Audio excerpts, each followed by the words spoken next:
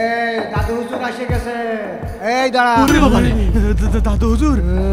এই তোরা কোথায় যাচ্ছিস? আমরা নামাজ পড়তে যাচ্ছি। না, নামাজ পড়তে যাওয়া লাগবে না। তোরা জানিস না এক সপ্তাহ নামাজ পড়া বন্ধ আমার এলাকায়। আল্লাহ নামাজ পড়তে নিষেধ করেছে। কি? নামাজ পড়া নিষেধ মানে? তাহলে আমরা মসজিদে যাব না? এই কথা বুঝিস না? দাঁড়া। ওরে বাবা রে, দাদু হুজুর উপরে কথা কয়। আমি হলাম আব্দুল আওয়াল হুজুর, খাবা নাকি খেজুর? দেখিস?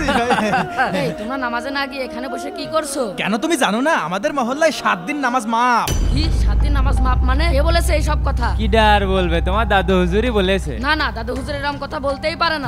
ওই দেখো দাদু হুজুর এসে গেছে। আমি নিষেধ করেছি। তুমি আমার দাদু হুজুর হতেই পারো না। দাদু হুজুরের কাছে আল্লাহর তরফ থেকে খবর এসেছে 7 দিন নামাজ বন্ধ। আমি এক্ষুনি আমার দাদুকে ডাকছি। না না, আমি দাদু হুজুর। দাদু দাদু আমি এসেছি। তুই দুইটা দাদু হুজুর, এটা কিভাবে সম্ভব? এই তুই কে রে? আমি হলাম শয়তান। আমি ওদেরকে ধোঁকা দিয়ে নামাজ থেকে দূরে সরাতে চেয়েছিলাম, কিন্তু তোর জন্য বেঁচে গেল।